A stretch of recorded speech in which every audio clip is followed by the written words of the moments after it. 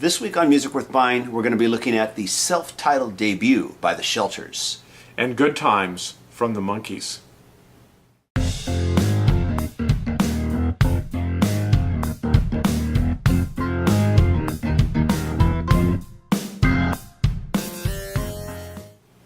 Hello and welcome to another episode of Music Worth Buying. My name is TJR. I am a musician and music writer. And my name is Robert Kinsler, and I'm a music writer and a musician. And so we both have some albums that we have found that we're excited about. I'm excited about mine. Are you excited about yours? I'm very excited by mine. Okay, good. So we're both going to share these albums with you, and hopefully you'll be as excited as we are. So I'm going to start off the show with the self-titled debut album by the Shelters. And now, it's an interesting thing, you know, in rock and roll, the whole idea of being, discovered, you know, pulled out of obscurity, you know, doesn't really exist anymore. If you really look at the actual history of what happens to most music artists these days, there's no one that really gets discovered anymore. It's a very long and arduous process. But I guess in a way this kind of holds true for the Shelters, that kind of rock and roll mythology. This band was discovered by Tom Petty, and he was in the audience at a show they were doing, and he was so impressed by them that he basically gave them the keys to his home studio. Wow. I mean, yeah, you don't hear about this sort of thing too not much. anymore, you don't. And he gave them the keys to his home studio and let them get to work. And they did not, how shall I say, they delivered on that promise. Yeah. In other words, they didn't disappoint. Yeah, they did not disappoint. That's what I was looking for, thinking. Yeah, they did not disappoint. This is their debut album. Now, they did do an EP prior to this. On the strength of that EP, both the two guitarists in the band had some credits on Tom Petty's last album, Hypnotic Eye. And then Tom Petty produced this debut album, full-length album. And let's go ahead, let's just jump right into it and let's do a track. This track is called Liar. Here we go. I'm becoming just like you. I can't trust the things I do. Okay, I'm a liar. Tell me what to do. Hey, I'm a liar.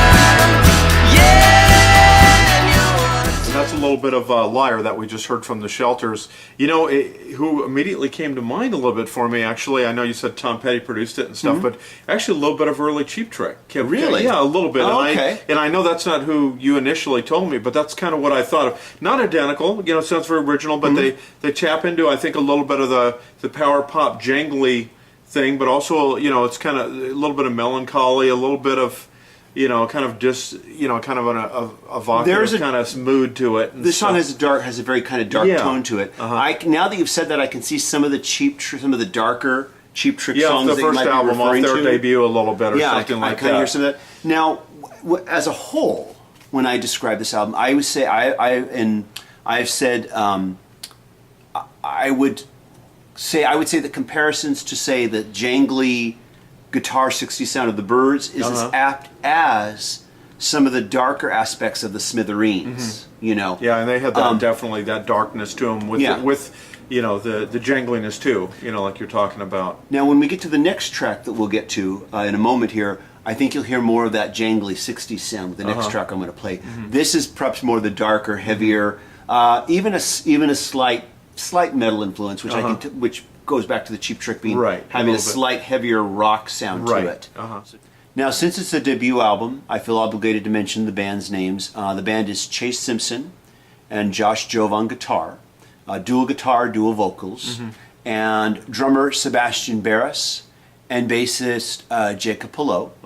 And at any rate, though, I still feel this is very much Southern California rock, is how I feel about this.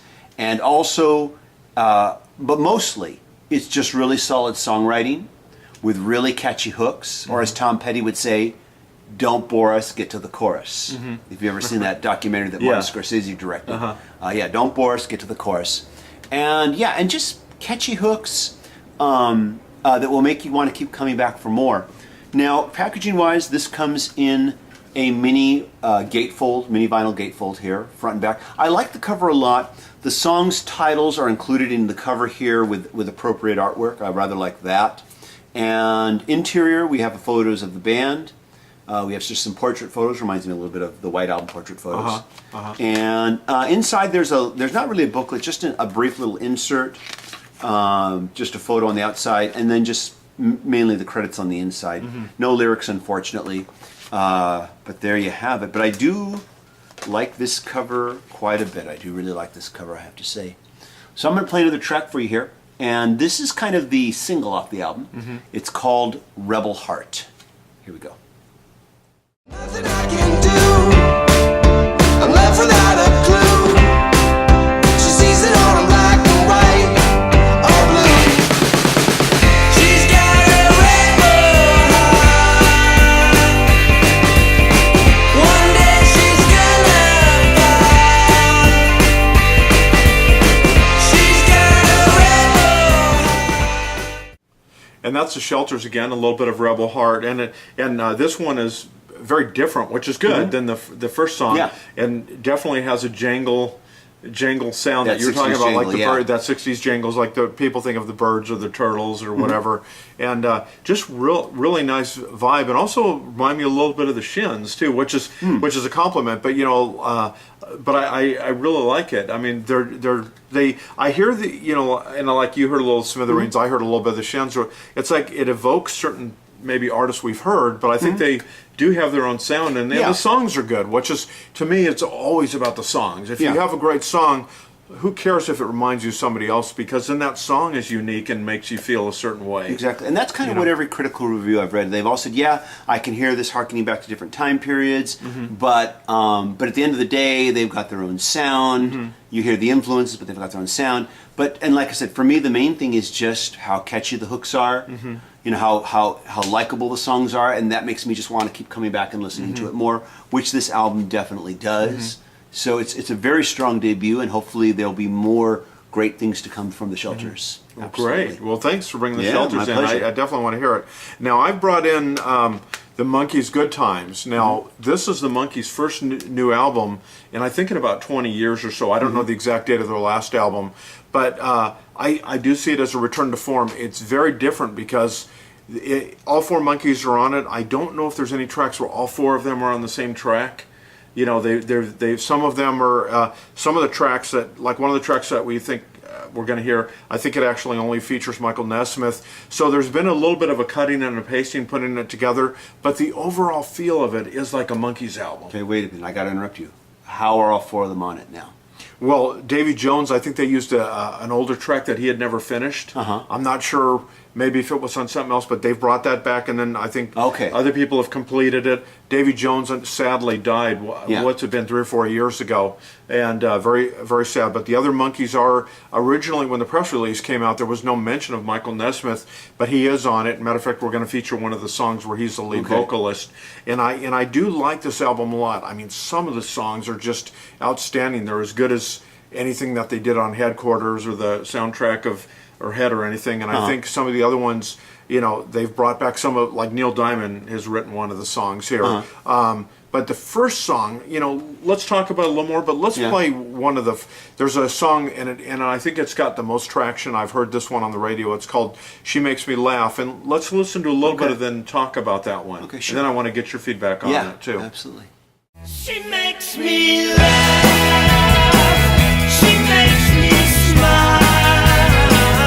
And I could hang out with her all day and night. She makes me laugh. She makes me cry.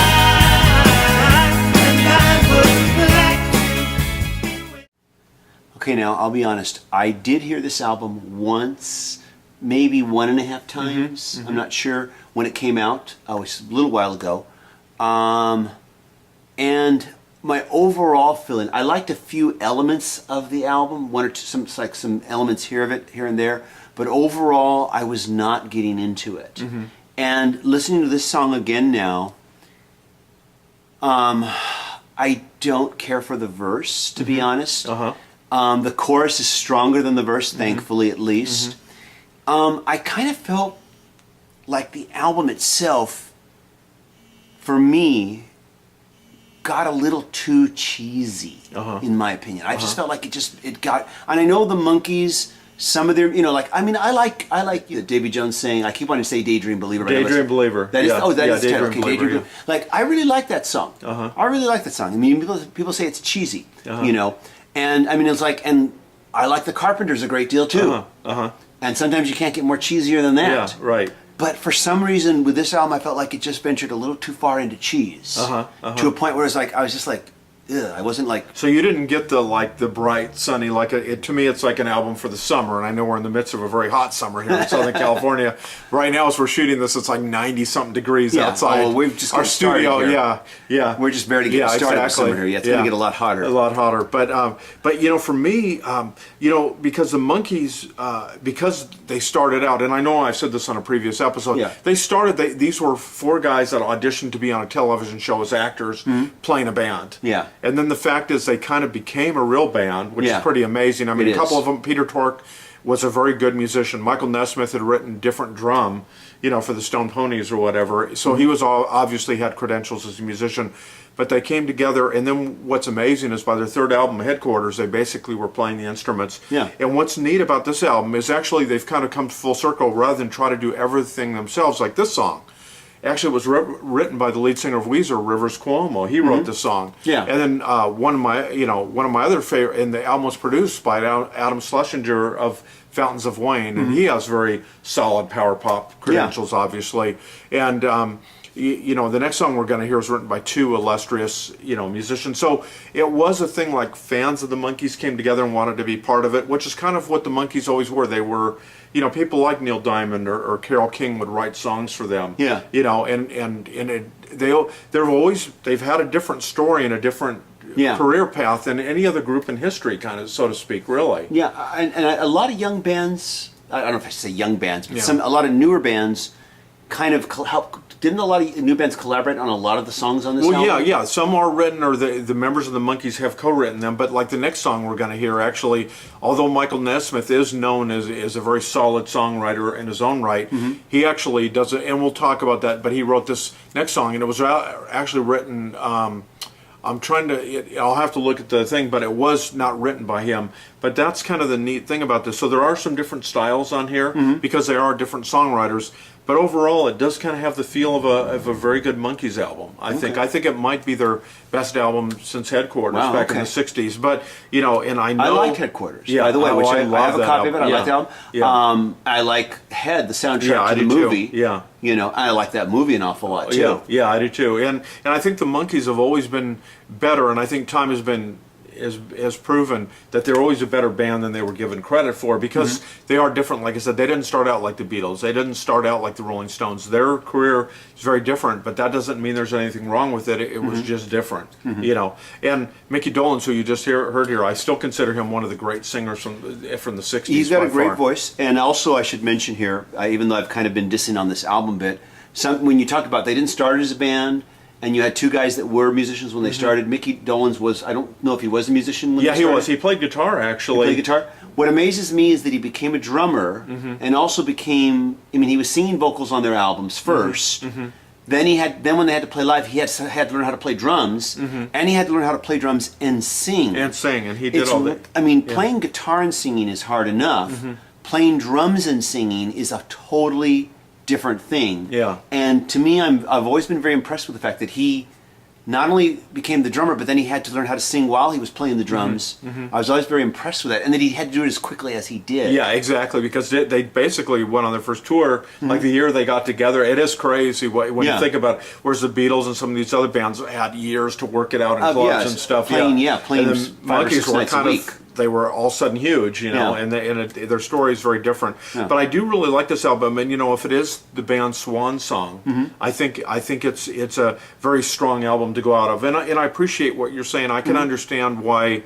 There is, I don't want to say a schizophrenic quality to it, because I do like it, but just the whole way that the songs come from different places, and Davey's gone now, and it's kind of bittersweet that they're coming out with this very well received, critically lauded CD. With the exception of me. Yeah, with it, no, that and that's fine. No, that's fine, TJ, because yeah, I wanted think- to like it too. Yeah, no, exactly. I liked the opening track, "Good Times." I thought that was a pretty good track, but Uh-huh. maybe I need to hear it a few more times. But my first listen, I just was kind of like not all that excited. And but- maybe listen to it a couple times. Yeah, I mean, I'm never one to say, you have to like this or Yeah. anything like that. I did. And real quickly before I go astray, I want to say it is a very nice package. It comes in Yeah. a standard jewel case, song titles on the back, comes with this very cool kind of sticker, very 60s. With some of the iconic images like their logo Oh, and yeah. kind of their cool Monkees car they had in the show. The on the back of the booklet that comes in there is all four of the Monkees, and obviously Davey, it's an older picture, cover kind of bears out like we see in the sticker, but the songs have very easy to read lyrics, talks, and then at the back it goes through each song. Here, let me show you here, and talks about who wrote it, who performs on it.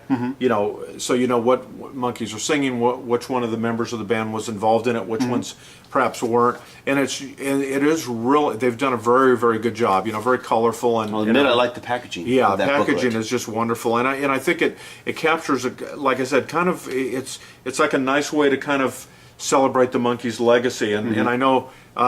Maybe this album will bring at least enough attention to maybe them consider putting them in the Rock and Roll Hall of Fame, because I do, and I've said this before too as well, but as hard as it is to believe, 1967 was a huge year in music, especially for the Beatles. The Monkees sold more albums than either the Rolling Stones or the Beatles in 1967, which is pretty mind-blowing when you think what a great year that was for the Beatles.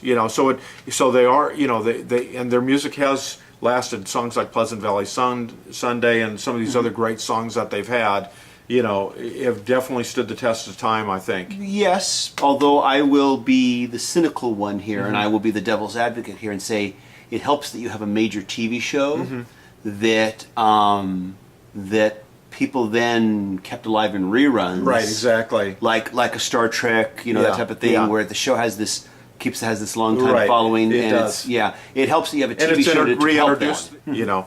But what I want to do with this next song, something totally different than She Makes Me Laugh. This is a very kind of, I'd almost call it like Baroque pop, very melancholy, and this is the one where Michael Nesmith sings it, and I think this one was penned by actually the lead singer of Death Cab for Cutie, Ben Gibbard. So let's listen to a little of this and see if Sure. maybe I can change your mind on the All album. right. What do you think? Hopefully on the song at least. Okay, yeah. Okay. Okay. Here we go.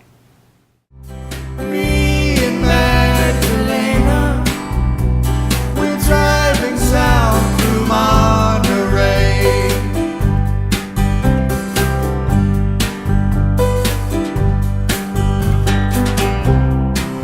As the sun is slowly sinking into a distant ocean. Okay, so I don't know if you've changed my feelings about the album, but you have changed my feelings about that song. Yeah. That's a really good song. Maybe it's the fact that I'm sitting here, like I said, I heard it once. Maybe it's the fact that I'm sitting here with the lyrics in front of me, which I don't have the opportunity to do when I'm first listening to an album like this. I'm listening to it on Tidal or Spotify, and Yeah. I'm just listening to it. Maybe the fact that I have the lyrics here helps me to, better. And maybe it's the fact that it's now another listen, and I have a little more time. I know I always say you should listen to something 3 times before Yeah. you judge on it, and I didn't get a chance to listen to it at least 3 times. I think Yeah. I listened to it maybe 1.5 times, maybe a second time. I'm not sure, but there were so many other things I had to listen to. That it just kind of like, okay, I'm going to move on to something else. Yeah. I think, No, I and understand, yeah. and I also figured Robert's going to cover this because I know you're a big Monkees fan. Right, exactly. And I wasn't a fan at all, and you did help turn me around on a number of aspects about them. And but now that I'm here with the lyrics, I'm feeling much stronger feeling about this song. I think it's a really good song. Yeah, it is, and I misspoke earlier because I was thinking of the song. Let's see, and I'll look here to make sure I have the titles right. Let's see. Boy, it's called I Know What I Know. I was thinking that was one that Michael Nesmith sings alone. This one is actually Michael Nesmith and Mickey Dolenz, and their voices just blend beautifully. And actually, that's Adam Schlesinger, who produced the album Fountains of Wayne fame. He actually, I think, is doing the piano on this song. But but like I said, when I heard this, it not that it sounds like Ron Sexsmith or something, or Burt Bacharach or anything, but it has kind of that, like the way I described it, is like a Baroque pop. It kind of harkens back to like classical elements, even though, and there's pop elements combined together. But I just think that the song really works, and I think it's the kind of sound that the Monkees always have done so well. You know, that just for whether it's their vocal talents, kind of their vibe or whatever, but it just is I just find it a really powerful performance, and so far, and I know we're only about halfway through 2016, but this is one of my favorite albums of the year. You know, so I'm hoping you maybe give it another full listen, maybe in the through the headphones or something like that. Maybe I'll let you take it home and see if you can live with it a little bit. You know, I don't hear so much Baroque. To me, it just sounds like a very nice Americana, you know, Americana / rock song. You know. Or what we would have called maybe, you know, country rock back in the folk rock back in the 70s. Folk rock is not country rock, but but folk rock in the 70s. Just Americana rock is what I'm just hearing with this, and it's a very nice song. Yeah, it's a nice song. I'll admit this is a nice song. So I've at least now I remember I kind of sort of like the opening track, Good Times, the title track was like kind of on. Well, that's pretty good, good.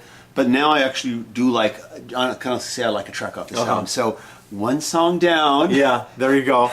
And how many? And a dozen or so to go. A dozen or some more so to go. So but one song down at least. Okay. If I like at least half of the songs on an album, it's worthwhile to me. That's right, exactly. I always have looked at it. And listen, I know we've been going on a while, but hopefully everybody out there, if you're not familiar with the Monkees, and I know a lot of people are, maybe give this a listen, see what you think, and then definitely I intend on checking out the Shelters. Yeah, check out the Shelters. And this is an awesome band. Yeah, I think we have band. some pretty good music here. I think. Yeah, definitely.